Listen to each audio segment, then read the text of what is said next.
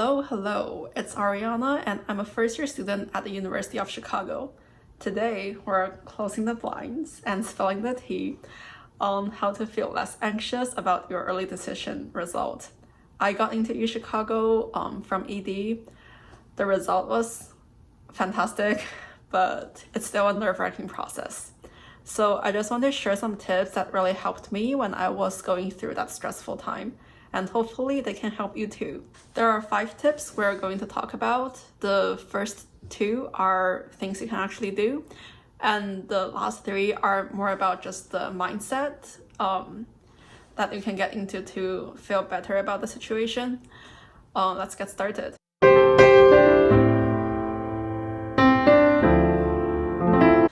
The first one I would say is to finish all of your regular decision essays. That really helped me. I think this is because then I was thinking, even if I don't get in, all I need to do is submit all of my essays, proofread them and submit them. So that doesn't mean I have a lot of work to do before my regular decision deadline. That really makes the stakes of not getting into early decision a lot smaller, so I could feel better about embracing whatever result comes my way. And in fact, because UChicago released their decision so late last year, I'm not throwing out any attitude, they released their decision so late last year, I got to finish all of my RD essay and ended up not using any of them. But I think finishing the essay really helped me with embracing my ED review process. Tip number 2. My second tip is to talk to someone while you're waiting for a decision. I talked to my friend at my host family for the entire afternoon when the decision came out.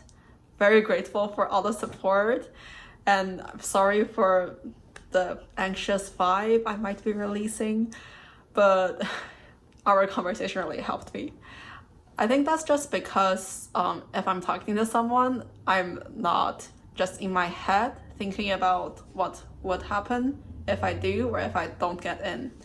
And when I'm anxious, I just think of things way out of proportion, and that just makes me more anxious, So it's just better to not think about it at that point. And I recognize that you may not be able to do that because it does require another person, which is out of your control. That is not to say you don't have any friends. It's just like if you're at home alone, you may not be able to do that. But I still think it's good to just find something to do, so you're not just thinking about your decision. I know it might be tempting to do that, to just think about the decision, but for me, I feel like it's actually better to be distracted. Alright, now on to the mindset part. The third tip I have is just to view early decision as a bonus, rather than that one school you have to get in where your life is ruined, which is also not true. So why would I say view ED as a bonus? It's because it's only one school, and there's a lot of randomness, chance, luck going on in the college application process. And when you have a sample size of 1, it's there's a lot of variability, and you really can't be certain what's going to happen. It is a great opportunity to get to go to your dream school and do maybe some of the fun things you discover during your school research. But do recognize that your dream school is only one school, so chance plays a huge role. And I guarantee you, in the long run, with all the other schools you're applying to, it is going to be okay, regardless of what your early decision result is.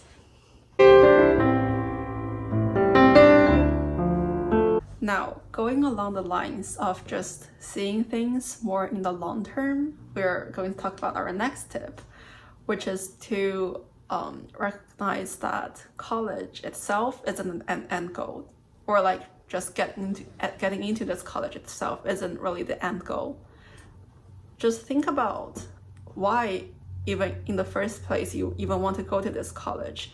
It's probably not just for the sake of being able to say, oh, you're from this college, even though sometimes it is nice to say that. It's probably because you can do things there, right? Maybe it's like meeting cool people, smart people you can learn from. Maybe it's taking a particular class so that you can learn about the topic you are passionate about.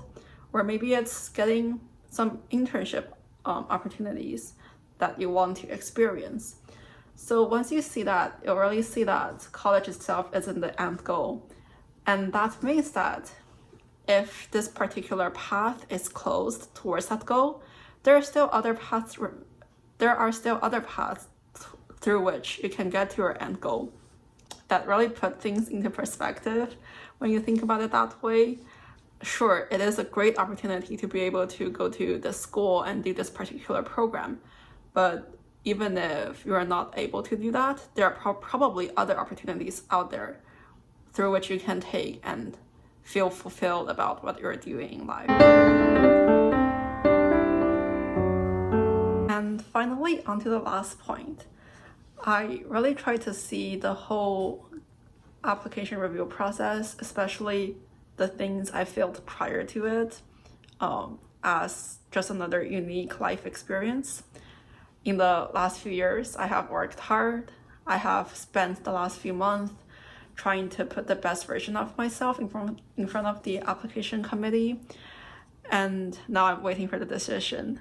And if throughout the whole thing I haven't felt much, I feel like I'm missing out on something. And looking back, I am glad that I'm able to feel such a rich array of feelings, and maybe not all of them are pleasant. It really is all part of the journey that completes the story of my life. This a little bit off of this point, but back then, and especially now that I got in, I just feel so fortunate to be able to even be in this system of college application in the US. Not saying that it's perfect, but just being able to even have the opportunity to apply to these very elite schools. And I really recognize that not everyone is able to do that. And that really made me think that whichever school I ended up in my list, I am already so fortunate. So that's all for today. Thank you for listening, and I sincerely hope you all get into the school of your choice. And I reassure you, even if you don't and ended up somewhere else, life is going to be not only okay, but great if you really take advantage of what it gives you.